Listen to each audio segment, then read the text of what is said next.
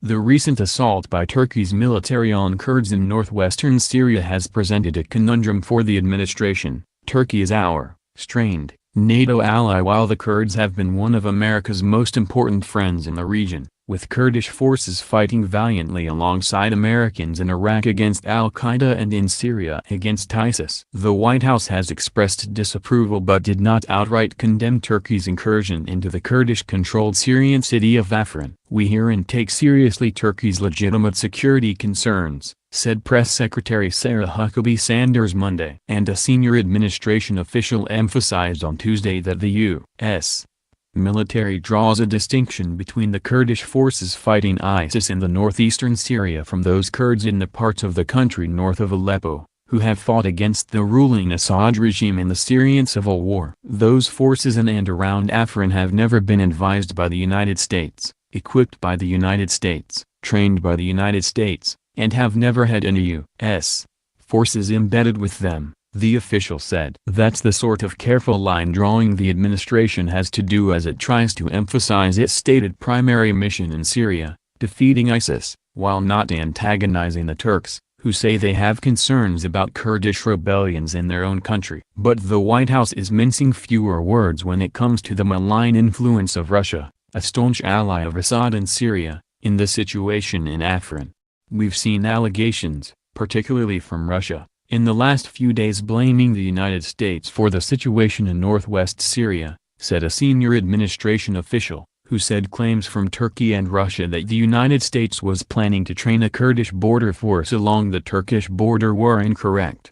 "There was never such a plan that had any policy approval," the official said. "In fact, it wasn't even considered here, in D.C.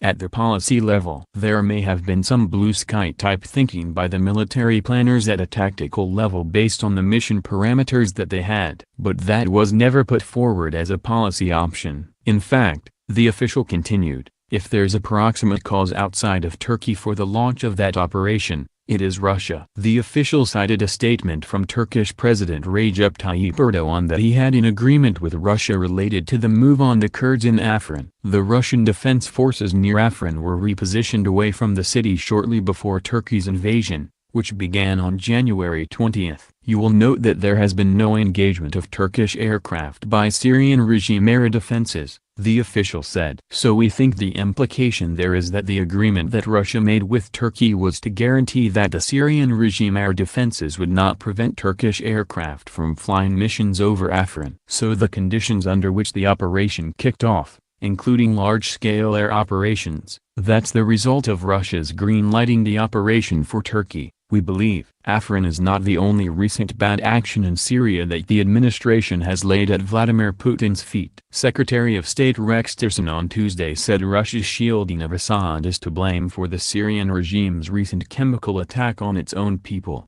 2018 Watch, Joe Manchin, the West Virginia Democrat, very nearly decided not to run for re-election to the Senate this year. The New York Times has the story here. President Trump will leave Washington Wednesday to travel to the World Economic Forum in Davos to boast of his administration's economic successes and represent his America First trade agenda in a forum often seen as a hotbed of globalism. Trump plans to spend Thursday and Friday discussing policy and international security issues with world leaders, including Prime Minister Theresa May of the United Kingdom and Prime Minister Benjamin Netanyahu of Israel. On Friday, the White House says he will deliver a speech arguing that when the United States grows, so does the world. Trump will be joined on the trip by a large delegation of U.S. officials, including Treasury Secretary Steve Mnuchin, Commerce Secretary Wilbur Ross, Labor Secretary Alexander Acosta, Transportation Secretary Elaine Chao, Homeland Security Secretary Kirstjen Nielsen, Energy Secretary Rick Perry, and several others.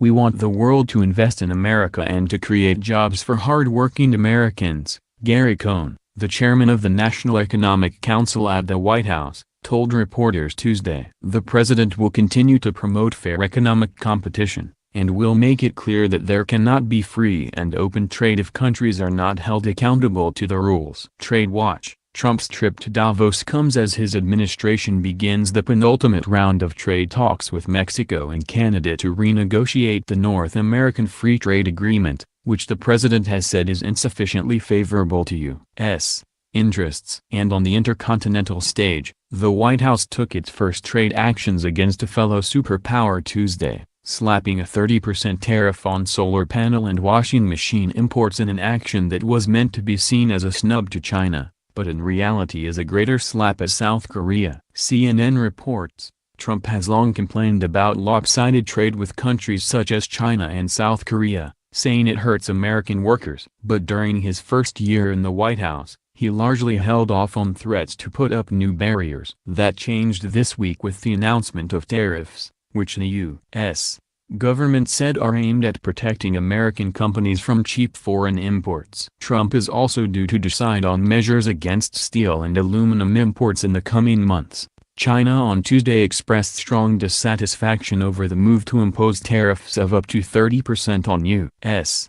imports of solar panels, saying it aggravates the global trade environment. But experts say it's too early to determine whether the world's two largest economies are destined for a damaging escalation of trade measures against each other. The U.S. tariffs announced Monday are not, on their own, a huge provocation to China. Here's a slightly different shine on trade from within the Trump White House, specifically, from Gary Cohn, on Tuesday. America first is not America alone. When we grow, the world grows. When the world grows, we grow. We're part of a world economy, and the president believes that. He's going to talk to world leaders about making sure we all respect each other, we all abide by the laws, we all have free, fair, open, and reciprocal trade. And if we live in a world where there are not artificial barriers, we will all grow and help each other grow. And the president truly believes that. The new tariffs will punish American consumers, our editors argue in an online editorial Wednesday. Section 201 of the Trade Act of 1974 allows the president to issue duties when an imported product becomes substantial cause of serious injury to the corresponding domestic industry. Just so, Trade Representative Robert Lighthizer argued that increased foreign imports of washers and solar cells and modules are a substantial cause of serious injury to domestic manufacturers, reads the editorial. Another word for substantial cause of serious injury is competition.